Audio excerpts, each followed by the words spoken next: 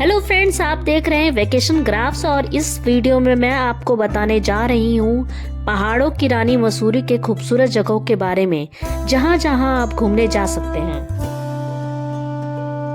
इस वीडियो में पूरी प्लानिंग के साथ आपको बताया जाएगा कि किस किस दिन कौन कौन से जगह आप घूमने जाएं ताकि कम से कम समय में और कम से कम चार्जेस में ज़्यादा से ज़्यादा जगह घूम सकें। वीडियो में आपको ये जानकारी भी मिलेगी कि मसूरी घूमने कब जाएं, कैसे जाएं, कहां रुकें, कैसे घूमें और कितने दिन का टूर प्लान बनाएं। मसूरी आने के लिए आपको सबसे पहले आना होगा देहरादून। देहरादून उत्तरांचल की राजधानी है। यहाँ रेलवे स्टेशन, बस स्टैंड और जॉली ग्रैंड एयरपोर्ट है, इसलिए कई शहरों से यहाँ पहुँचना मुश्किल नहीं है। दिल्ली से देहरादून 260 किलोमीटर दूर है और रेगुलर बस व ट्रेन आसानी से मिल जाती है। दिल्ली से टैक्सी या पर्सनल व्हीकल से भी आराम से पहुंचा जा सकता है। हवाई यात्रा की बात करें तो दिल्ली के अलावा कुछ बड़े शहरों से देहरादून के जॉली ग्रैंड एयरपोर्ट के लिए फ्लाइट मिल जाती है। अब बात करते हैं कि मसूरी में स्टे कहाँ करें, तो मैं आपको बता दूं यहाँ बहुत सारे ऑप्शन हैं, जैसे होटल, रिजॉर्ट या कैंप, जो 600 से 10,000 तक भी जा सकता है। मसूरी के साथ साथ देहरादून और धनौल्टी में भी घूमने का अगर आपका प्लान है तो अच्छा रहेगा मसूरी में रुका जाए, क्योंकि यहाँ से घूमने के ज़्यादातर जगह पास में है, जिससे ट्रैवलिंग टाइम और ट्रैवलिंग एक्सपेंस कम पड़ेगा। मसूरी मॉल रोड या गांधी चौक के पास होटल लिया जाए तो rented scooty, taxi, bus stand और रेस्टोरेंट सब पास में मिल जाता है। अब हम जानते हैं यहाँ ट्रैवल कैसे किया जाए। रेंटेड स्कूटी का चार्ज 500 to 800 के बीच पड़ेगा और टैक्सी 1500 to 3000 पर डे के हिसाब से लगता है। शेयरिंग टैक्सी भी मिल जाएगी 300 पर पर्सन के हिसाब से। मसूरी देहरादून के बीच हर 30 मिनट्स में बस सर्विसेज है, जिसका किराया 35 रुपीज़ है। 4 PM से 11 PM के बीच मॉल रोड में व्हीकल अलाउड नहीं है, तो यहाँ साइकिल रिक्शा भी आप ले सकते हैं। मसूरी देहरादून के इम्पोर्टेंट प्लेसेस घूमने के लिए आप 5 दिन का टूर प्लान बनाएं, जिसमें 3 दिन मसूरी और 2 दिन देहरादून में बिता सकते हैं। इस वीडियो में 3 दिन मसूरी ट्रिप के बारे में जानेंगे और देहरादून का अलग वीडियो आप देख पाएंगे। सबसे पहले हम बात करते हैं डे 1 की। अगर आप कहीं से भी आ रहे हैं और देहरादून मॉर्निंग में पहुंच रहे हैं तो मसूरी होटल तक पहुंचने और रिफ्रेश होने में लगभग आधा दिन तो लग ही जाता है। बाकी बचे आधे दिन में भी कुछ टूरिस्ट प्लेसेस कवर किया जा सकता है। तो आप डे 1 में सबसे पहले निकल सकते हैं भट्टा फॉल के लिए। भट्टा फॉल मसूरी से 8 किलोमीटर की दूरी पर है और 30 फीट इस झरने की लोकेशन बहुत ही खूबसूरत है। यहाँ आप भीड़ भाड़ कम देखेंगे और यही कारण है कि इस झरने का बहता पानी भी आपको क्लीन और क्लियर दिखेगा। पार्किंग एरिया से भट्टा फॉल बाई वॉक बिना किसी एंट्री फी के जा सकते हैं। वहाँ एक एडवेंचर पार्क भी है। अगर वहाँ जाना है तो वहाँ की एंट्री फी 50 रुपीज़ है। दूसरा ऑप्शन है पार्किंग एरिया से ₹250 में रोपवे से एडवेंचर पार्क जा सकते हैं और सेम टिकट से भट्टा फॉल देखने के बाद वापस भी आ सकते हैं। भट्टा फॉल के बाद मसूरी लेक का रुख किया जा सकता है। मैं आपको एक इम्पॉर्टेंट बात बताना चाहूँगी। अगर आप भट्टा फॉल और मसूरी लेक दोनों जगह जा रहे हैं तो एडवेंचर एक्टिविटीज़ कोई एक ही जगह करें। इसमें आपका पैसा और समय दोनों बचेगा। अच्छा तो ये रहेगा कि भट्टा फॉल के एडवेंचर पार्क न जाकर केवल भट्टा फॉल में एंजॉय किया जाए और फिर मसूरी लेक में बोटिंग, हॉरर शो और एडवेंचर एक्टिविटीज़ का मज़ा लें। तो बात करते हैं मसूरी लेक की। यहाँ की एंट्री टिकट 12 रुपीज़ है। कुछ एडवेंचरस एक्टिविटीज़ और लेक में बोटिंग आप कर सकते हैं। एक्टिविटीज़ और बोटिंग के चार्जेस नॉर्मल और पीक सीजन में घटते बढ़ते रहते हैं। यहाँ 3D सिनेमा भी देखा जा सकता है। मसूरी लेक से वापस मॉल रोड पे आकर आप लैंडोर क्लॉक टावर जा सकते हैं। लैंडोर की 4 दुकान फेमस प्लेस है। यहीं पास में लाल टिब्बा भी है, जिसकी एंट्री टिकट 50 रुपीज़ है। यहाँ से आप खूबसूरत माउंटेन व्यू का आनंद ले सकते हैं। कुछ खाने पीने का ऑर्डर भी कर सकते हैं और अगर शाम हो गई है तो सनसेट का मज़ा भी ले सकते हैं।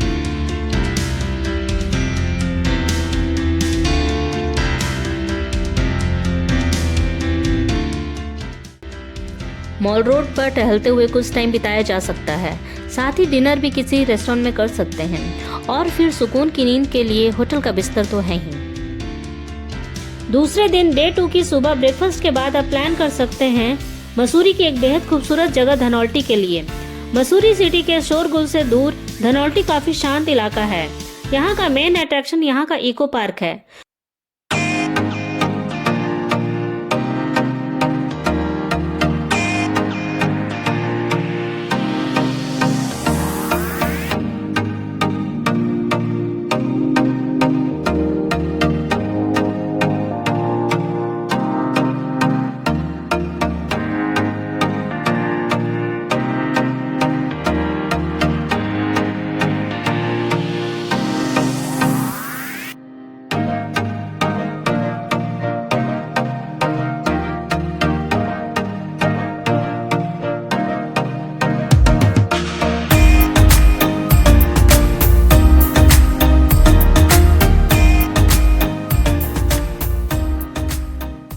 कुछ एडवेंचरस एक्टिविटीज भी यहाँ अवेलेबल है।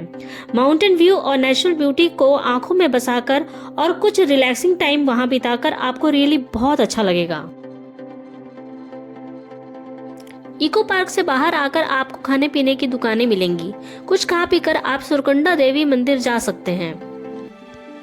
यह मंदिर देवी पार्वती को समर्पित है। यहाँ चढ़ने के लिए पैदल ट्रैक करके जाना पड़ता है। छोटे बच्चे हैं तो आप अपनी सहूलियत के अकॉर्डिंग डिसाइड कर सकते हैं कि यहाँ जाना है कि नहीं।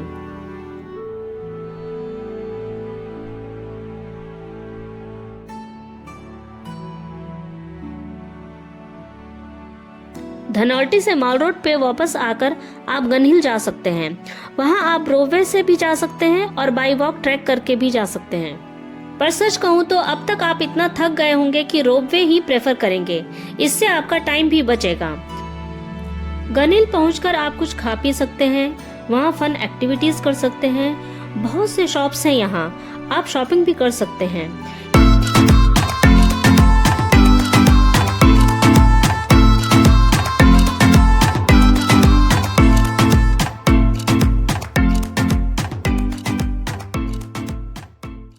यहाँ से माउंटेन रेंज काफी खूबसूरत दिखता है।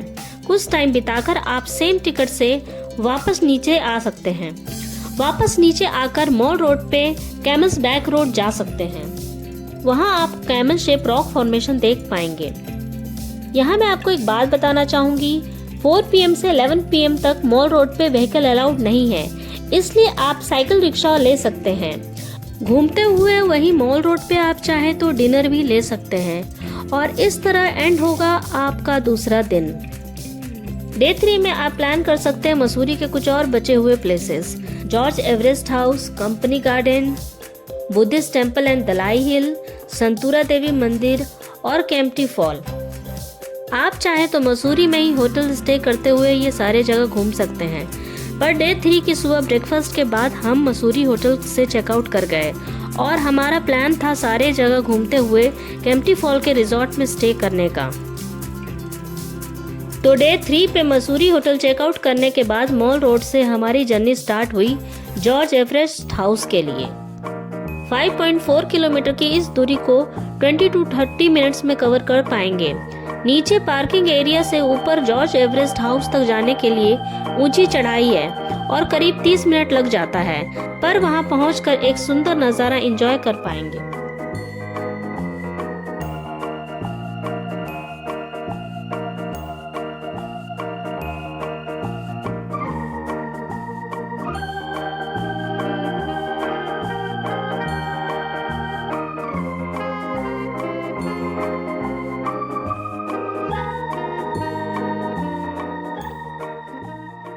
जॉर्ज एवरेस्ट हाउस के बाद कंपनी गार्डन जा सकते हैं, जिसकी दूरी वहां से 4 किलोमीटर है। टाइम लगेगा करीब 20 मिनट। कंपनी गार्डन के एंट्री टिकट है 25 रुपया।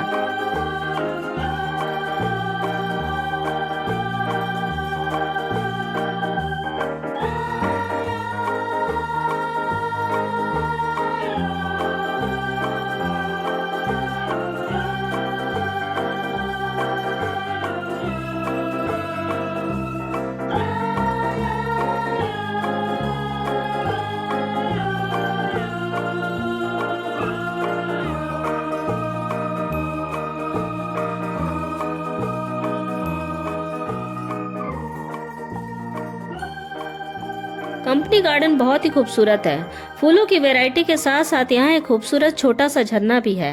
वेरियस एक्टिविटीज के लिए अम्यूजमेंट पार्क और बोटिंग के लिए एक आर्टिफिशियल लेक भी है। वहीं पास में एक वैक्स म्यूजियम भी है जिसकी अलग से एंट्री फी देकर जा सकते हैं और कई अच्छे रेस्टोरेंट मौजूद हैं। फिर वहां से आप बौद्धिस्ट टेम्पल की ओर जा सकते हैं जो करीब 2.5 किलोमीटर की दूरी पर है और करीब 15 मिनट लगता है। वहीं पास में ही दलाई हिल्स भी है। दलाई हिल की चढ़ाई ऊंची है और पैदल चलकर करीब 20 मिनट लग जाता है। वहां बुद्ध भगवान की एक खूबसूरत मूर्ति है और आसपास का नज़ारा भी बहुत खूबसूरत है। वहां ऊंचाई से IAS ट्रेनिंग सेंटर और वहां का पोलो ग्राउंड नजर आता है। दलाई हिल से निकलेंगे तो नेक्स्ट डेस्टिनेशन होगा संतूरा देवी मंदिर जो 7 किलोमीटर की दूरी पर है और करीब 30 मिनट्स लग जाएगा। पार्किंग एरिया से थोड़ा चढ़ने और ट्रैकिंग में करीब 10 मिनट्स लग जाता है। मैं आपको समय और चढ़ाई के बारे में इसलिए बार बार बता रही हूँ ताकि आप अपनी सहूलियत के अकॉर्डिंग जाने का डिसाइड करें। रास्ते में बीच बीच में बैठने की व्यवस्था है, इसलिए आराम आराम से भी जा सकते हैं। मंदिर में दर्शन करने के साथ साथ आसपास के खूबसूरत नज़ारे भी आप एंजॉय कर सकते हैं।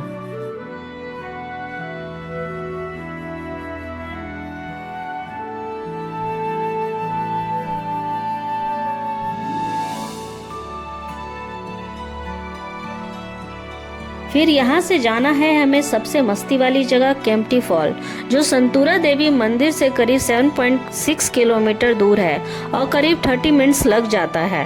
केम्प्टी फॉल के पास ही हमारा रिजॉर्ट बुक था ओयो 7252।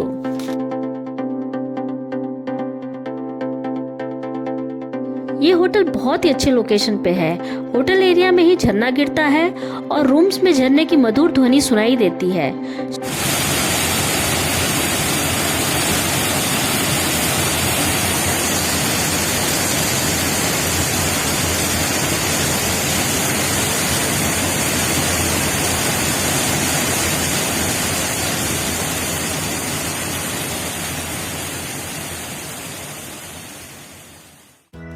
यहाँ एक स्विमिंग पूल भी है और एडवेंचरस एक्टिविटीज की भी व्यवस्था है। होटल में रिफ्रेश होकर हम निकल पड़े केम्प्टी फॉल के लिए। इस होटल से केम्प्टी फॉल तक जाने के लिए ट्रैकिंग के जरिए एक रास्ता जाता है।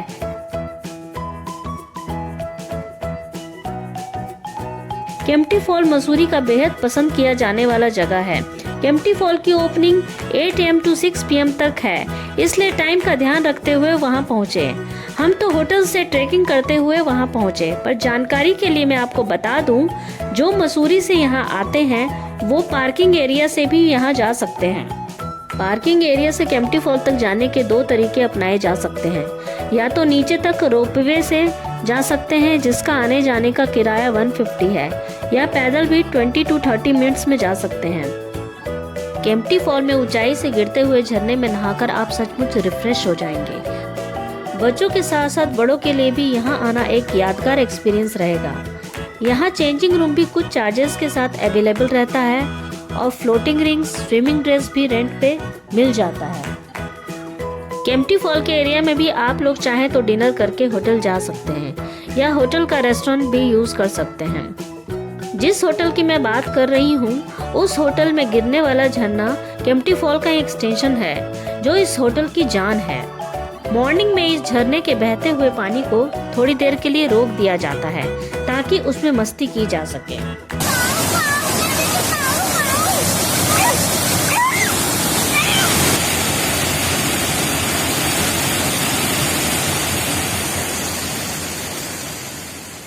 डे 4 को मॉर्निंग ब्रेकफास्ट के बाद हम निकल पड़े देहरादून के लिए। देहरादून की ट्रिप मैं एक और वीडियो में कवर करूंगी। फिलहाल मसूरी ट्रिप यहीं होती है खत्म। अब हम बात करते हैं देहरादून मसूरी कब जाएं। वैसे तो यहाँ साल में कभी भी जा सकते हैं, पर मसूरी घूमने का बेस्ट टाइम मई जून है। इंडिया में गर्मी से राहत पाने के लिए ये अच्छा टाइम होता है, पर इस समय वहाँ इतनी ज्यादा भीड़ मिलती है कि ट्रैफिक का बहुत प्रॉब्लम फेस करना पड़ता है और अपने प्लानिंग के अकॉर्डिंग शायद आप सारे प्लेसेस कवर ना भी कर पाएं। होटल स्टे, खाना पीना और ट्रैवलिंग चार्जेस सब कुछ आपको नॉर्मल से ज्यादा देना पड़ सकता है इस पीक टाइम में। दिसंबर और जनवरी का महीना भी बहुत से लोग प्रेफर करते हैं। स्नोफॉल के साथ क्रिसमस और न्यू ईयर सेलिब्रेट करने के लिए भी लोग यहाँ आते हैं।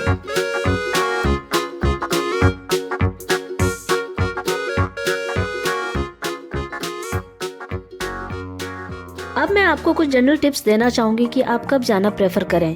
गर्मी में आप अप्रैल में प्लान कर सकते हैं। बच्चों का स्कूल का सेशन जस्ट स्टार्ट ही हुआ होता है। इस टाइम में वीकेंड के कंटिन्यूएशन में कुछ छुट्टियां लेकर ट्रिप प्लान कर सकते हैं। समर वेकेशन टाइम न होने के कारण भीड़ भाड़ कम मिलेगी।